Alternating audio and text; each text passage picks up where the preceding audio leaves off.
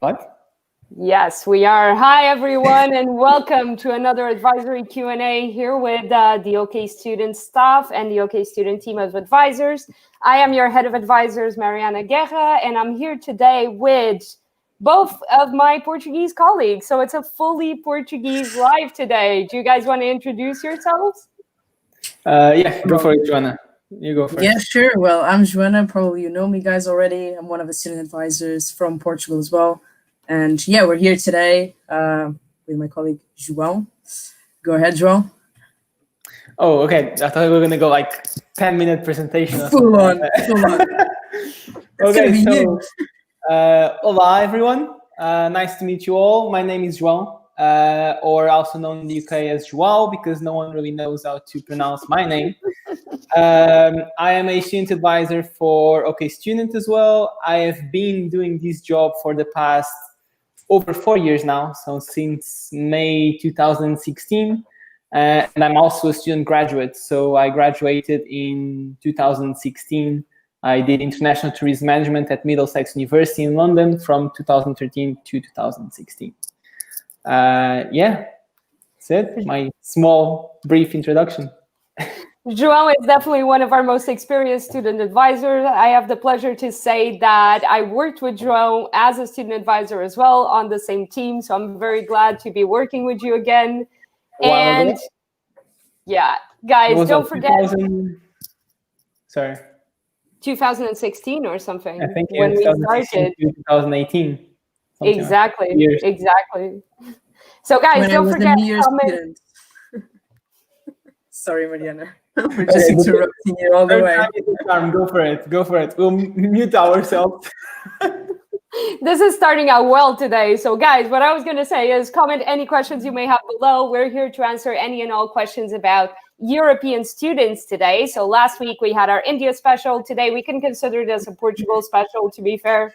So any questions you might have, comment below. If you want to comment on your experience or ask any questions from João or Joana, let us know and we'll answer them live here. Don't forget as well, if you're still trying to get to the UK, if you still want to apply for January 21 or September 21, then let us know. Send us an email at info@okstudent.co.uk or fill in our form at okstudent.co.uk/form. Yeah, so let's get right into it. As we were just discussing, João has had some experience at Middlesex University. So João, do you want to tell us about that and how you then became a student advisor? Okay, so my experience at Middlesex, let me think. So it's been a while. It's been 4 years, over 4 years since I finished. I'm going to forget about my first year because I don't want to share those experiences live. So I think we'll focus on my second and third year of university. No, I'm joking. Was it that bad, though? Was it that bad? Were you that bad of a fresher?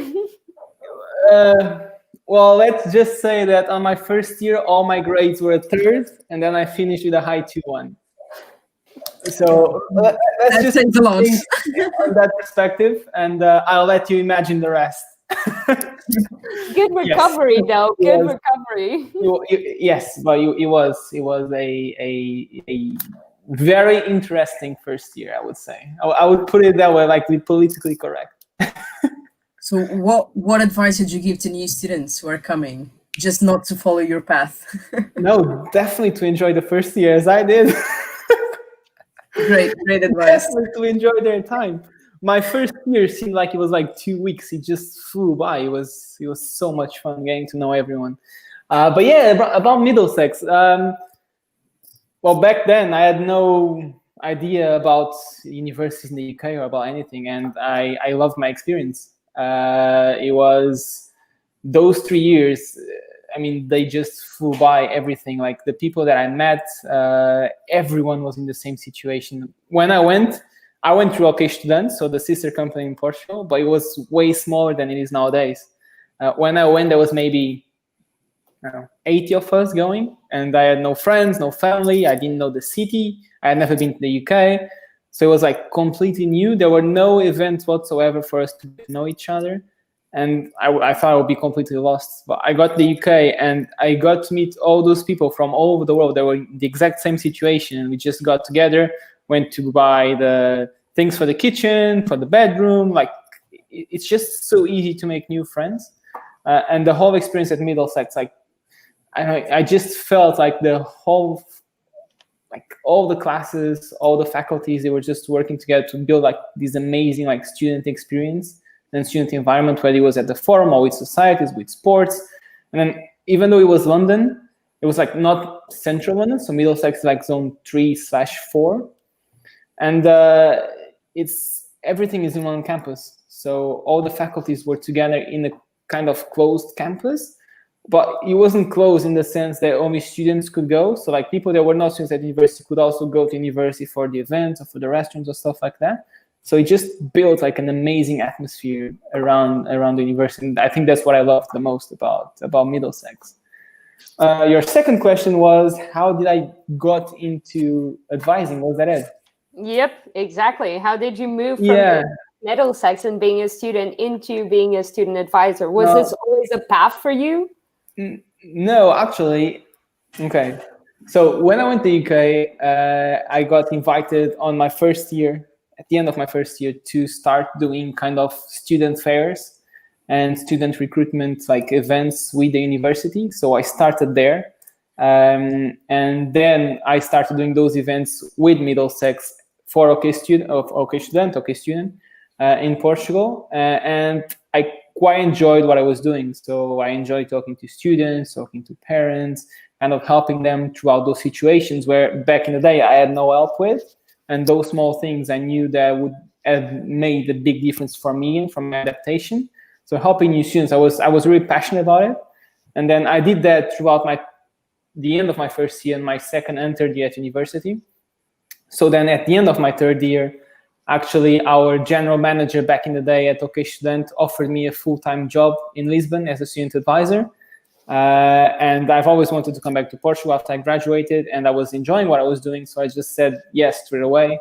So I actually had the student advising job in Lisbon like 3 months before I graduated. So before I graduated, I already had a job. And then I remember this to this day. I graduated on the 6th of May. I came back to Portugal on the 10th of May, and I was working on the 16th of May. So like all these moving and stuff happened so fast. I was like in 10 days I finished, and I was working in a different country. So it was one of those decisions that I do not regret. I've been doing this for 4 years. So, I mean, that must say something. That's great. Really I'm glad. Yeah. Exactly. I'm glad that you had a good experience. And I mean, it's like it's super interesting that you just got a job like 10 days right after your degree. I mean, that says a lot about Middlesex as well, I'm sure, and about the likelihood of graduate employability. So yeah, I think it's like such a good decision still today for students to come into the UK, and especially European students. So we wanted to talk to you guys today about the January intake, right? So what do you two have to say about this for European students? You go first? Do you want me to? Yeah, do you want me to take it first? I need to catch my breath, sorry. Yeah, go ahead. Take a break. Joanna, just a quick question. Are you having PDO flashbacks here? I am having PDO flashbacks for sure. Why? It was great. Oh, she went, I get it. You went to the UK in 2016? Was it 2017? Yes, I came through OK Student as well, so I'm also one of the students. So yeah, I came in 2016. So yeah, I think it was the first PDO. Were you there at the time? It was our first PDO. Yeah, it was our first PDO. Yes, I was so me too. No, because I had just started the company. And Micah, so one of the managers at the time, she just came up to me after like 3 weeks of being in the company. She's like, "Oh, João, by the way, we want you to present in front of 600 students." And I was like, "Great. You are the wrong person? Did you mean like another João or something like that? Because I've just started. I'm not sure if I want to do that." So yeah, that PDO was nerve-wracking, to be honest. Well, you must have caused a good impression because I don't remember. So if it was bad, I assure you I would remember. So, it wasn't bad because you don't remember. It wasn't good because you don't remember either. So it was like middle term. Okay, I'm happy with that. Well, I shouldn't have said anything. I'll stick with it wasn't bad, so I'm happy with that. No worries. It wasn't bad at all. Let's focus on that. Okay, yeah, let's focus on Right the side. But yeah, it was it was definitely a great event. Like, it was so amazing to like meet other students who were going through the same process, especially because all of us were from Portugal and we were all coming to the UK. And at the time, I had applied to another university, so I was actually the only student going to that university. But actually, then changed my mind. I was on the process of getting accepted onto Coventry University. So I took the chances and met people that were coming to Coventry University. And those were actually the only people that I knew when I came. I didn't pair up with anyone when I came to Coventry in terms of like living with someone from OK Studente. But then, it was good to, have a dinner or go for a drink with them. Yeah. And not be completely on my own in the UK. I don't know if you had the same experience. Like, you said you didn't know anyone when you came, so you had to most likely rely on freshers.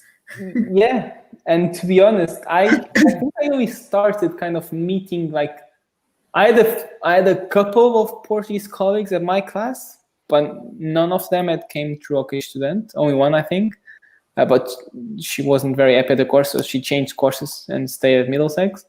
But yeah, I don't think I was actually friends with anyone from Portugal until like the end of the first year, beginning of the second one. Oh, wow. Because at my residence where I was no Portuguese whatsoever, so I was the only Portuguese one. So I was just meeting new nationalities, to be honest. And then at the end of my first year is actually when I met one of my closest friends at the moment, and he's from Portugal. So that's when I start like kind of getting into the Portuguese group. I got into the Portuguese society and all of that. My first year, it was like no Portuguese at all. Like mainly like Cypriots and British, some Greeks, Lithuanians. Lithuanians are fun. Lithuanians are fun. We have a Lithuanian team member, Artyom, who's great. So we need to like put you two together in the same room. I think you guys have a lot of fun. Lithuanians are amazing, and yeah, some people from Norway as well. Was good. It was nice. You're basically doing a scratch map of Europe. Basically, I have a friend from here. I have a friend from here. I have a friend from here. Like, good. Yeah. Well, to be honest, I only made like two really good friends that were not from Europe. One from Nepal, and the other one was actually three: Nepal, Venezuela, and Mozambique. But he lived in Portugal, so. Oh wow! Does it count? But yeah, everyone else was pretty much from Europe.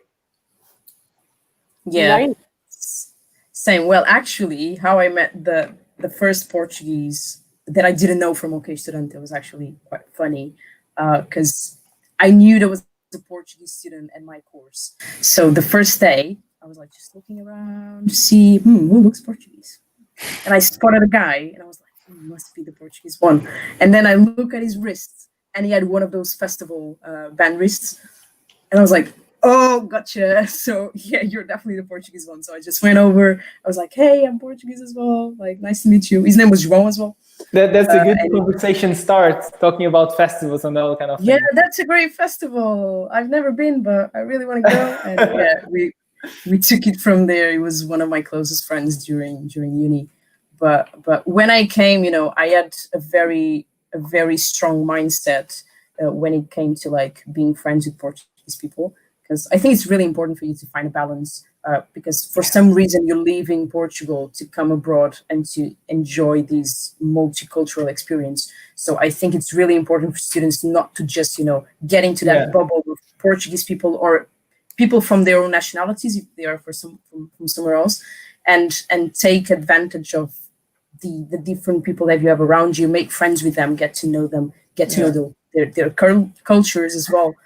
So don't close yourself into that bubble, but it is also great to have people from your own country. But it is very easy for that to happen, because you always think that you have more in common with Portuguese people, but or with people from your own nationality, but that's not always the case. Everyone has things in common, whether it's like music or tasting food or films or whatever it might be. It's not just because you are Portuguese that you're gonna have more things in common, or if you are two Spanish people, you're gonna have more things in common.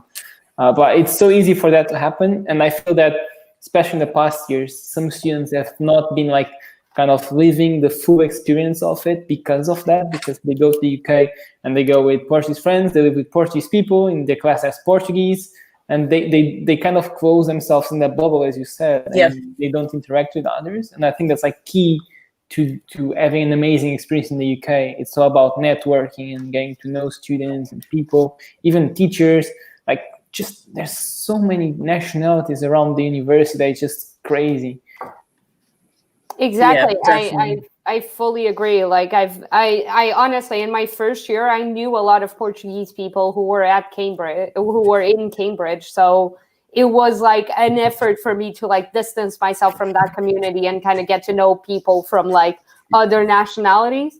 So I never actually lived with Portuguese people. I always made a point of like, no, I'm going to live with like other people. I'm going to live with like other nationalities.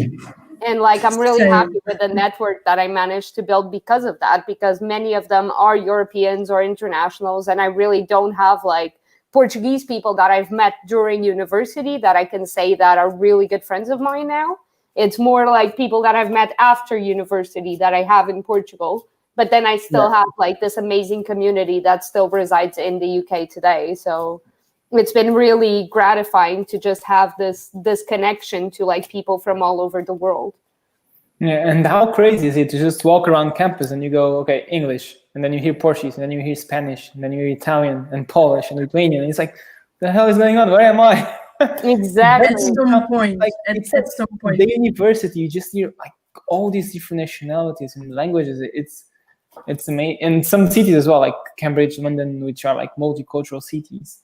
It's just so nice to just walk down the street and you just start hearing different languages. They think, okay, this is not English, this is not England, this is everyone from around the world is gathered here studying, and there's so much in common with everyone. It's like a melting pot of people. Yeah, exactly. But as a good reminder for everyone, don't forget, because this is a melting pot of cultures, because most like university cities will have people from all over the world, don't forget that normally there will be someone who can understand your native language around. So I remember when Anglia Ruskin started having loads of Portuguese students, and they would say the most egregious things in Portuguese while standing next to me. And I'd be like, just tapping them on the shoulder, like, you really should not say that. And as it never happened to you, where there's like a group of people and they are speaking about you because they think you don't understand them, and then you're like, cool. And don't say anything. You're just like, I'm not gonna say anything. Listening, go over and say, thank you for your comments, highly appreciate it. And walk away. Thank you for the feedback. Be careful. Exactly. So you never know, especially in the UK. You never know. Exactly. And in places like London, in places like Cambridge, like university cities, it's so easy to find people from all over the world, all nationalities. So guys, if you have something mean to say about someone, don't say it. Somebody will be there to listen and to understand what you're talking about. So now we have a thing here. Like, shall we talk about the January intake for a bit? Like, do you guys want to make some comments on this? Like, what you want to say? Because we know that student finance is going to be over, but we still have the January intake, right? Do you guys want to talk a bit about that process? So, do you want to start, João? Yeah, please. Okay, I'm going to try to be brief so you can, come in. But yeah, so you can tell your stories, weave the story. So then you can, already ruining my reputation. I think January is like the underestimated intake, because most people don't know about it. Most people haven't heard about it. So they don't know that it is actually a great chance to start university. It is a very weird intake as well because not many courses are open, especially for undergrads. So you really need to be careful, and we can help you in that sense because we're going to be able to spot those courses that are opening a January intake. But yeah, definitely regarding student finance, there is definitely there is definitely a chance to get that student finance before it gets cancelled. So obviously for this September, I don't think we're doing any more applications. I think that would be too risky, and there's not many intakes open. But definitely, yeah, come in for January. You can still take advantage of student finance because after that you won't be able to, and then we can explain why. But João, do you want to add? I just want to add a quick thing here before we let this go. Hi everyone! Again, thank you all for viewing this live. Because I completely forgot of doing like a new introduction. So hi everyone, thank you for watching us. We're going to be talking about EU student support today and what you guys can do to get into the January intake. So I'm here with João and Joana, and we'll be answering all of your questions on the comments below. So if you have any questions, do ask them on the comments and we'll answer them live on this stream. All right, João, tell us about the January intake. Yes, okay, so I think Joana did a pretty good job in like summarizing the January intake. I missed a very important thing, but I'm gonna leave that for you. No, go for it, otherwise I'll forget as well. That's gonna be awkward. Yeah, and then we don't mention it. Yeah. So yeah, very, very quickly. But this is like the main key point of January intake, is that especially for European students who are wishing to, take advantage of student finance, you do need to take into account that you need to apply for the EU settlement scheme. So in order to do this, you need to come before the 31st of December. Please be very careful with this. If you come after the 31st of December, then you're going to be, under the new UK immigration points-based policy. So you will be required to apply for a visa. So this was very important, but yeah, that is a very important piece of information. Yes, it is indeed. Don't forget, guys, we wrote a little article about the EU settlement scheme. You have the link right there on screen if you want to check it out. We have a full guide for you and what it means for EU students trying to come into the UK. But I think what Joana just said really sums it up, is basically if you want to come into the UK, come in before the 31st of December. If you have questions after reading our article, if you have questions about the EU settlement scheme, definitely send us an email through info@okstudent.co.uk or fill in your details at okstudent.co.uk/form. Awesome. I just feel that you guys have like all these things on point. Like you speak, the things go on the screen. It's amazing to see. Martin and I have a great relationship here. Like Martin, our program manager, he's amazing. He's amazing. Go Martin, killing it. Yeah, about January intake. As Joana said, I think it's one of those intakes that people don't really take into idea. Like they just think, okay, September, and January, especially this year with all this COVID-19 situation, I think a lot of people are deferring to January. So I think it's going to be a big one for universities. It's going to be a huge intake, and especially for postgrad students, because as Joana said, for bachelors there are not many bachelors opening in January, but in terms of masters, there are a lot of options. So please do take that into consideration, and also remember that it's the last chance to have your fees funded. So if you do not have the financial ability to pay for your own studies, which is ending because of Brexit, in January you can still enroll onto a UK university and have your full degree funded if it's a bachelor's, or have some funding for your master's degree, most likely 100% funding as well. So that's like 100% finishing, and January could be your last chance. So let's say that you have just finished your high school and you weren't sure about joining a university, so you kind of took a gap year and you are now thinking about what to do. this could be a great thing, going to the UK before the end of the year and then applying for January 2021 intake. Or if you just finish your bachelor's and because of this whole COVID-19 situation, you're not able to find an employment that you like, doing a master's could really, really evolve your chances of getting this job as soon as you finish a master's. It's really going to enrich your CV, especially a master's done in the UK, which is going to give you a lot of soft and hard skills. That's what employers are looking at the moment. So do take this time to think about. January 2021 applications are already open. The funding is available. All you need to do is contact us. And now Martin's going to put the email on the screen because I'm starting to learn about this. Boom. Okay. Contact us, and we'll let you know about everything that you need to do. And mainly it's just pack your bags and be in the UK by the end of the year. Everything else we can help you with. Perfect. Basically, we can even help you find a bag, guys, if you need it. There are great ones at Sports Direct. There are some great ones at Primark as well. I'm going to write a whole guide on like luggage and what the best luggage is, because I think it's it's the last thing that basically it's the only thing that we don't do for students. So we actually have a question here from Helena. Helena is asking could you explain to me what CPD hours are and how they work? So this is the practical component for certain degrees. Let me read the question. You guys know that. João is adapting to our live situation. So he needs to read through this. Think about it for a second. Yeah, I'm kind of used to Portuguese questions. And Portuguese parents and all of that. Many other educational systems. Could you explain to me what are CPD hours and how do they work? Okay, so do you guys want to talk about this, or shall I? You can start. Go for it.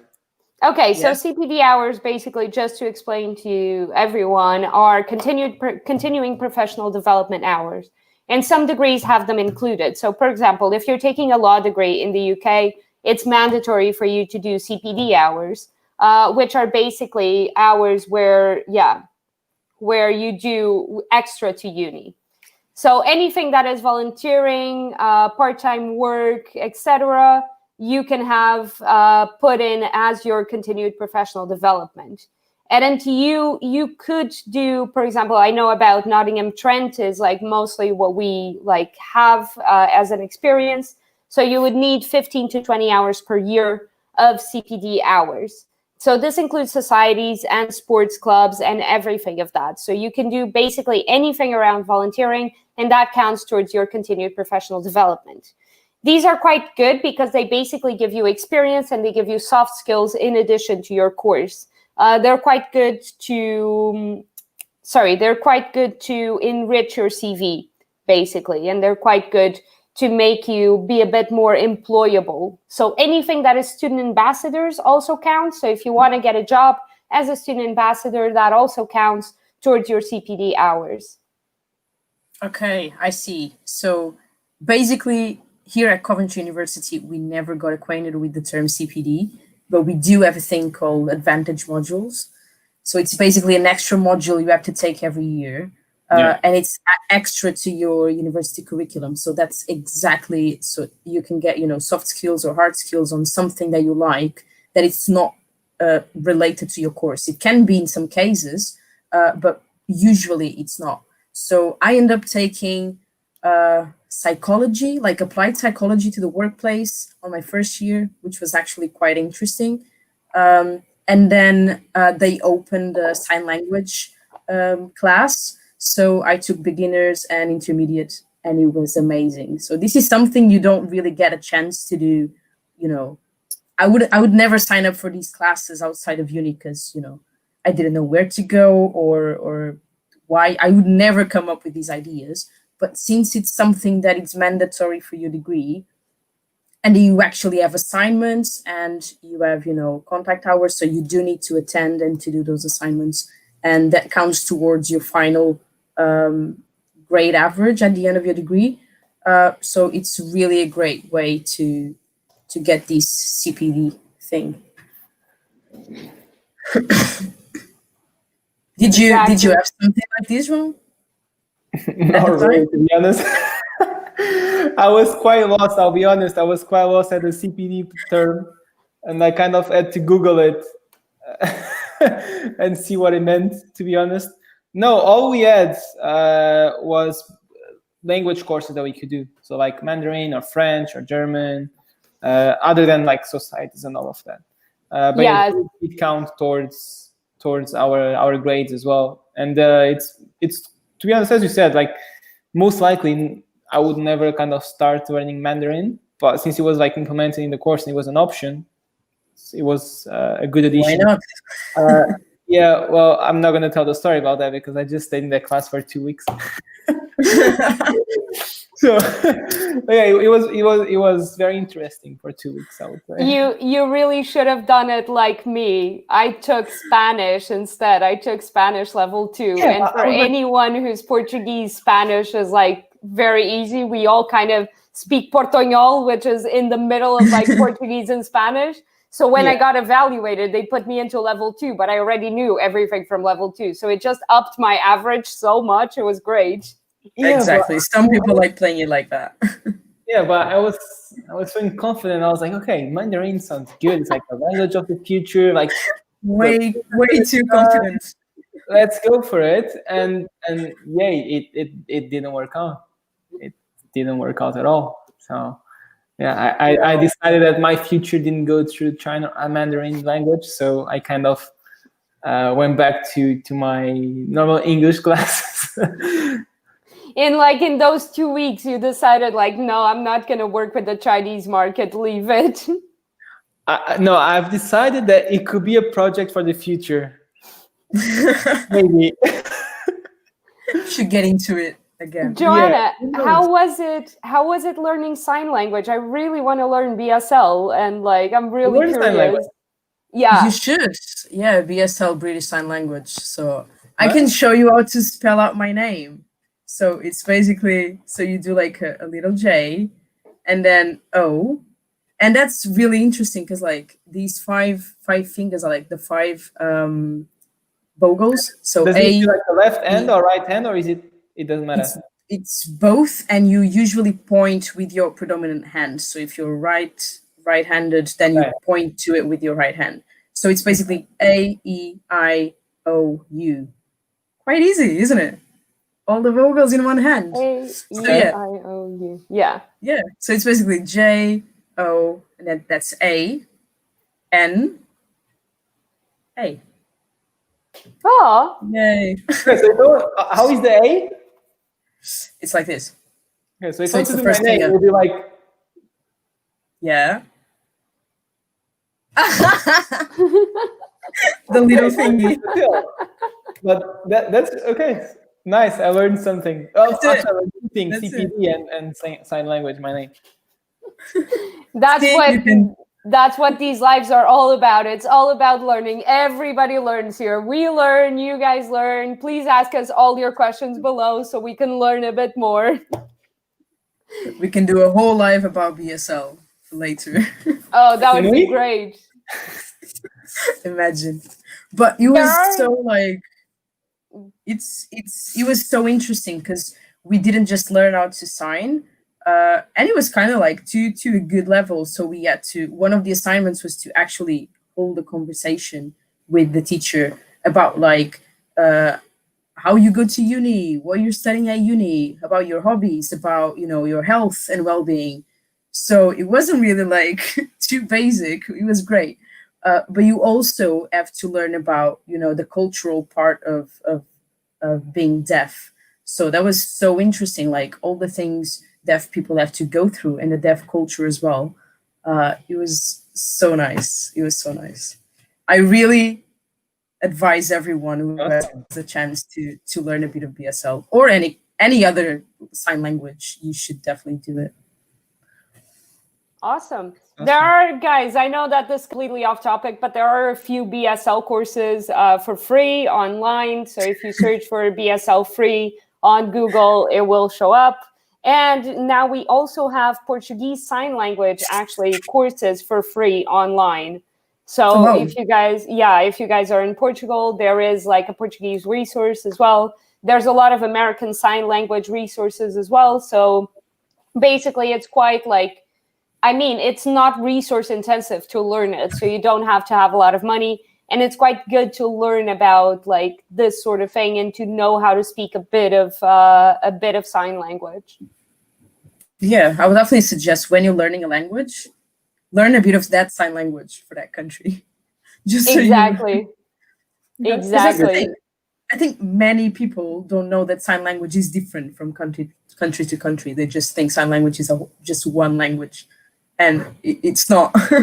So it's kind of tough to learn all of them. There's as many sign languages as there are languages. Yeah. Exactly. All right, so we have another question here. We have another question here about how UK universities look like. Are they more similar to the US style where everything is in one place, or are they more spread out across the city? So do you guys want to talk about that? Because you have very different campus experiences. Like Joana studied in Coventry and João studied at Middlesex. So those are quite different campuses. What do you guys have to say about that? So basically at Coventry, the campus is quite spread out around the city. There's some kind of like buildings a bit far away from the city center, but most of them are within, city center. It is walking distance mostly, so you can walk to all the buildings. And usually, at least in my case, all the buildings were kind of like close together.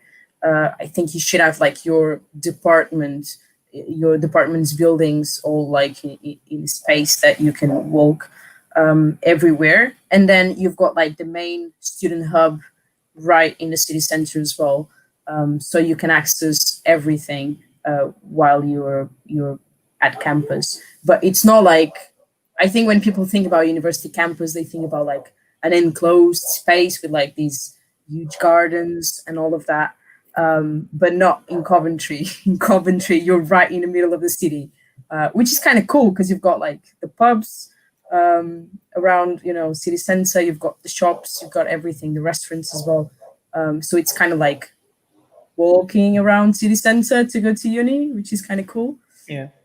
But yeah, my experience is now totally different at the University of Nottingham because it's actually like an enclosed campus with this amazing lake and garden, and the buildings are all like within this campus. And it's quite big, like for you to cross from one end to the other, it takes like 20 minutes. So it's kind of the same thing, to be fair. It's just one space instead of being like in the city center. But yeah, that's my experience. What about you, João? I've never been to Middlesex, so please. Have you not? You need to go. I need to go. It's a very modern kind of campus, and like all the buildings are kind of like very modern. The main one, it looks like a shopping center, the interior, to be honest. Ooh. It's really nice. Yeah, it's very big. But yeah, Middlesex, as I said earlier, it's a closed campus at between Zone 3 and 4 of London, where we have everything inside the campus except for the accommodation, which is one is across the road and the other ones are like 10, 15-minute walk. But other than that, all the classrooms for all the faculties, like the forum, the gym, the tennis courts, football courts, all of them are inside the same campus. So it's all in one place. But from what I've visited across the UK, you have a bit of everything. You have campuses that are away from the city center and are closed campus like Lancaster or Warwick. And then you have campuses that are in the city center, but they are still closed, like Middlesex or Brunel University. And then you have some campuses, some universities that are kind of buildings spread across the city, like Coventry, you said, or Portsmouth, for example, which is the same thing. So it's really going to depend from university to university, and also kind of how the city kind of plays out. But I think one of the nice things about, for example, Coventry or Portsmouth is that you don't really understand where the campus finish and where the city starts. So it's kind of the whole city is the university campus. And that's awesome, because at Middlesex, we have the gates are always open, but you have gates like so you can see where the university ends. But those universities, it kind of feels that the city is the university, and I don't know, that's an amazing experience. Totally. Yeah, in the UK, you have a bit of everything. You've got central universities, a bit further down the road universities, like closed campus across the city. So that's the thing. You have so many universities and so many different things that you can choose and pick from, that we can help you choose a university that suits you the best, depending on what you are looking for, whether that's the course or the societies or the type of city you are looking for. So all of those things we can help you with, because there's so much to choose from. So over 30,000 degrees, 125 universities, over 125 universities, without like institutions or arts or anything like that. So there's so much to choose from, and every student is unique, and we can help. Martin is putting the info at okstudent.com.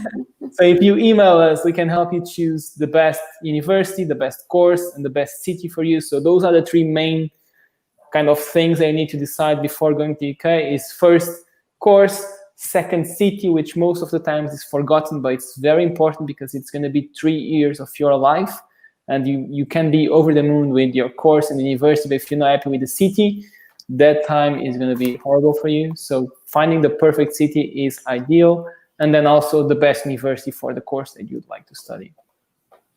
Exactly. Yeah. I fully agree. Guys, don't forget, if you need help with your application, if you think we can help you in any way, I think João really outlined really well the ways in which we can help you choose the best university for your specific case. We can help you get to the UK. We can help prepare you. So definitely email us at info@okstudent.co.uk or send us your details through the form, okstudent.co.uk/form.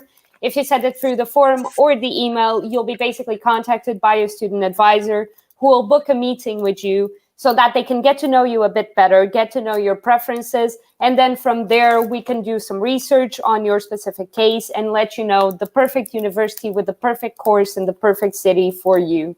I think it's really fun. I'm really looking forward to helping some of our students who are going in January. Thank you, Martin.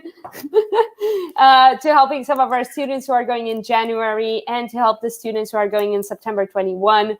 We're right at the beginning of this intake as well. So if you're considering coming to the UK, you haven't made any plans yet, you're in these situations that João has talked about. So if you've just finished your undergraduate or you just finished your high school, you don't really know what to do, just come to the UK, enroll for January 21, because it is your last chance to get student finance, to get your tuition fees fully funded, and it's as fast as you can. I wanted to say something. Thanks for like going back to the topic, because I wanted to mention a few things about that. So we are saying that January intake is actually the last chance to get student finance, but there is another way, right? Shall we? Go ahead. Basically, you can still get student finance after the January intake if you come to the UK before the 31st of December and get your pre-settled status. So according to Student Finance England, if you have your pre-settled status or settled status, then you can still apply for student finance. So even if you're not ready to start in January 2021, you can still come to the UK prior to the 31st of December and get your pre-settled status. And then when you're ready in September 2021, you can still apply for student finance. Am I right, guys? Or You are right. Yes, you are right. So if the bachelor's that they want is not opening in January 2021, as long as they're in the UK by the end of this year, we can help them for September 2021. Yeah. So it's kind of a loophole in the system that they built, to be honest.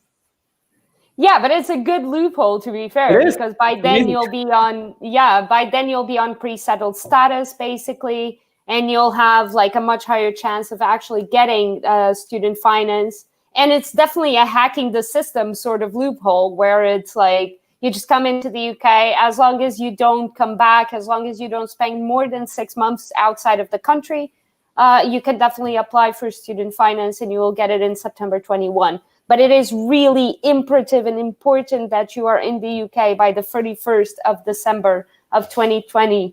Thank you, Elena. I'm very happy that we managed to clear up your doubts here.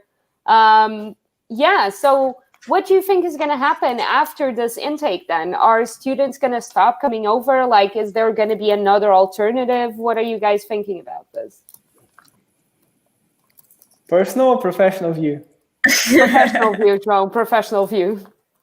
You can give us the professional and then the personal, so we can see how they differ. No, it's a very nice question that professionally I don't think that anyone knows the answer yet. I feel that like they are kind of like exploring the options that will be open, because the fees for international students are so much higher than Europeans were used to. So I think it will depend on the universities to kind of push the government and see what they can do in that sense. That's kind of my professional view. My personal view, I think that 2021 intake is going to work kind of as a trial year, where they will see how many intakes they have for European students and see after 2021 if they need to change anything or not. So I could see like a light at the end of the tunnel for 2022 or 2023 for the fees to go down, or to be any sort of financial help from the government or from the universities themselves. I could see that happening in the kind of long term. But for 2021, I doubt there's going to be any changes, to be honest. Exactly. Yeah. I fully agree. I think we're future casting here more than anything else, because it is true what you said, like nobody really knows what's going to happen. The clearer information, or the clearest information that we have right now, is if you're in the UK up until the 31st of December, then you'll have continued access to student finance. If you're not, then you're not going to be able to apply for student finance anymore. So it's definitely a matter of getting, pack your bags, basically. Like João said earlier, just pack your bags, come over, we'll help you with everything you need. Send us an email at info@okstudent.co.uk, or send us your details through the form at okstudent.co.uk/form. Tell us that you want to come to the UK, and we'll help you right away with everything you might need to start your perfect course at your perfect university in 2021. Yeah, and for the ones that are not ready to come because they are studying or because of the pandemic or for any kind of reason, you can still come. There's a new system in place. There's not a lot of information yet. What? Oh. Did the internet die? No. Can you hear me, guys? I can. I think it's Mariana's internet. Oh, okay. Yes, it is my internet. Sorry, guys. Oh, good. Perfectly. So basically, if for any reason you're not ready to come to the UK now and take advantage of student finance, yes, you can still come afterwards. You're just going to be treated as an international student, and you're going to be under the new points-based system immigration policy that the UK is coming up with. There's not a lot of information available yet, so we will definitely do another live on it very soon. I think they'll be releasing information in this month, at the end of this month, I'm assuming. October. Yeah, but basically what we know up to now is that you're going to need 70 points to come to the UK. 50 of them are going to be, related to your university application. So if you meet the requirements, if you've got your confirmation of access to your studies, accepting your studies, sorry, it's your CAS. So confirmation of accepting your studies. So that's going to be 50 points. The 20 remaining points are divided in two sections. So 10 points for showing that you are financially, available to support yourself in the UK. And then the remaining 10 points are for your English qualifications. So you need to show that you are proficient in the English language to be able to get those 10 extra points. Do you want to add something to... Yeah, I want to add something, because those 10 points of financial qualifications don't really apply to European students until September 21. So, or until October 21 is one of them. And I can check this. We're going to write a piece probably on our Medium article, on our Medium blog anyway. So we'll link to that piece once that's done. But yeah, we won't need, European students won't need to show finance, to show maintenance, until the end of next year. So that's quite good. It's a bit of a loophole that they're giving us as well, where most students who apply for visas need to show that they have enough money on their bank accounts to support themselves for a year. In our case, in European students' case, we're not going to have to do that until 2022, theoretically. So we're still waiting for confirmation on some of these things. As Joanna said, more information will come out in October. So stay tuned to our social media, to our Medium blog, to all of our resources, and we'll be posting all of the information that we get on there. Yeah, totally. We will not miss. We will not miss the news. We'll let you know. We're excited to know. Yeah, we will definitely let you know. We're very excited to see what's to come. Exactly. And guys, if you have any questions about this student route, we're almost at the end of this live. But if you want to ask some questions about visas and how you can apply for visas and what you need to do, definitely let us know. Comment below or send us an email at info@okstudent.co.uk. or send us your details via okstudent.co.uk/form. From there, you'll be contacted by a student advisor who can help answer all your questions and find out the best university for you with your perfect course in your perfect city. Totally, yeah. I think it's really important to mention as well that we already have a team of international advisors working with international students and advising them on a visa process. So we are definitely going to be able to, apart from advising you on the best city, best course, best university for you, specifically tailored for you, we're going to be able to, give you great pieces of advice on, throughout the visa process. So you're not going to be doing these alone. We're going to be here with you along the way. Unfortunately, we can't do it for you, but we will definitely be right next to you as much as possible. Helping you along the way, exactly. Yeah. So we have another question here from Mino asking, are there any travel restrictions for EU students coming in the January intake? So do you guys want to talk about this? There aren't really any travel restrictions. The only thing at the moment going on is the quarantine that they need to do depending on the country that they're coming from. Which is COVID is still a thing, guys. Yeah. Coronavirus is still a thing. We're still in the middle of it. We still all have to quarantine. Yeah, depending on the country. So not all countries need to quarantine, and that's something that's practiced at the moment. So in a week's time, that can change. For example, Portugal was outside the quarantine list for like 2-3 weeks, and then it came back on again. But there are no travel restrictions whatsoever for students that want to go and start a degree in the UK in 2021. But that's pretty much it. Quarantine, depending on the country, at the moment, something that could change like next week or in 2 weeks' time. I actually had a student texting me last week that he was loving his time because he just arrived at halls of residence. And all of them are doing a quarantine. So all of his roommates are in quarantine as well. And he says that he feels like he's 10 again because they're exchanging papers under the door with each other. Oh, that's great. Yeah, so he sent me an email about this, and he's loving it. He says it's so much easier to kind of break the ice when you don't see the other people. So now I'm assuming that in a few days' time when they can see everyone, I guess it's going to be so nice because they already know a lot of things about each other. Oh man, yeah, that sounds great. At least I'm happy to know that there are some students who are having a good time in their quarantines. Yeah, I don't think quarantine is as bad as everyone might think. Like, it's those 2 weeks, they fly by, and you can still get in touch with other people from your halls of residence or from your house.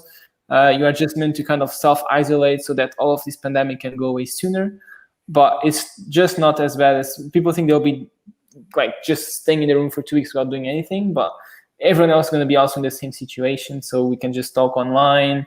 The lectures are online. There are a lot of like activities to do. Like you said, a lot of things that small courses that can be done online. You can game, you can do all these things, and those 2 weeks just fly by so fast. Guys, download Civilization 6 and we can all start a game together. Sure. Sorry, I'm obsessed. So if you have nothing to do during your quarantine, send it to my LinkedIn. Send me your username for Civilization 6 and I'll start a game with you. What's Civilization 6? They're like Age of Empires. Yeah, it's like Age of Empires. It's like Risk. It's basically empire building. It's like the video game that's closest to a board game that I've ever seen in my life. So the last game that I played took me about 15 hours to finish. So guys, honestly, if you don't have anything, 15, not 50, 15. Hours. Yeah. So all the days work. Like you wouldn't spend basically 15 hours playing if that's what it took. All the days work. Exactly. And the worst part was that I was about to win, and then the person I was playing with won. And I was like, it was so annoying. Is that like continuously? You play for 15 hours? No, you can stop. You can stop. So guys, if you have nothing to do during your quarantine, again, download Civilization 6 or download Animal Crossing. I heard it's great as well. And by now, we're just giving you like ideas, tips and tricks of how to survive quarantine in a halls of residence situation. I think I would like to like mention a question that is very common, and I've got some of my students asking me that, and they think it's true, and correct me if I'm wrong. But yeah, I've had some students asking me if they come over to the UK and do a test. And if they test negative, they don't have to quarantine. And that's not true. So for the students who are thinking that you could come to the UK, do a test, and then you don't need to quarantine, unfortunately, it doesn't work like that. Even if you test negative, you do have to self-isolate for 14 days. So I think it's a very common misconception at the time. And definitely. Yeah, and another thing is some people think that, let's say, Portugal is in the quarantine kind of zone, but let's say Sweden is not. So people think that they can travel to Sweden and then from Sweden to the UK and that they'll not have to quarantine because they came from Sweden. No, you still have to quarantine because your first destination or your first checkout point was Portugal. So you will still have to quarantine just for 1 day less because you were in Sweden in the meantime. Exactly. So unless you spend 2 weeks in Sweden instead of spending 2 weeks, I'm not even sure it's out of the quarantine zone. Yeah, don't call me on that. I just came up.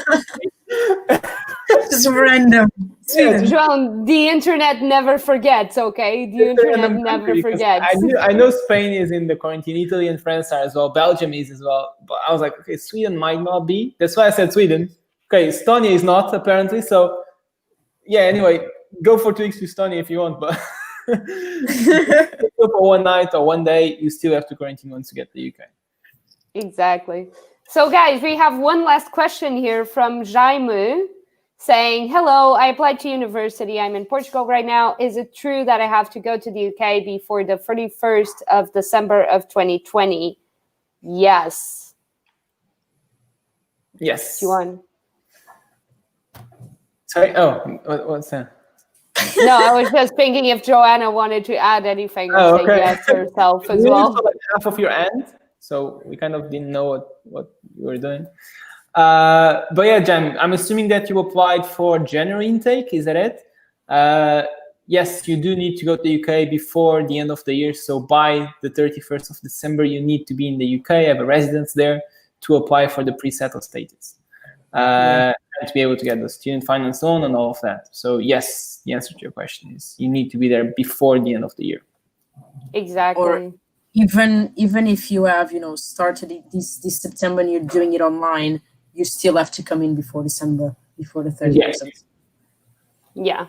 Otherwise, exactly. So Jaime, if you need any help with that process, definitely send us an email at info@okstudent.co.uk. or send us your details through okstudent.co.uk/form, and we'll assign you to one of the magnificent Portuguese student advisors that we have here on this live. So yeah, let us know if you need any help. We're here for you. In the meanwhile, guys, thank you so much for everyone who is watching us. Thank you so much to João and Joana who joined me here for this hour and for our advisory. Man, if I could, I would do this every day, but I think people would get tired of us, basically. I was going to say anytime, but then I thought, no, not anytime, because after like 7 p.m., 8 p.m., it's time for dinner. So any day, but not anytime. Preparation.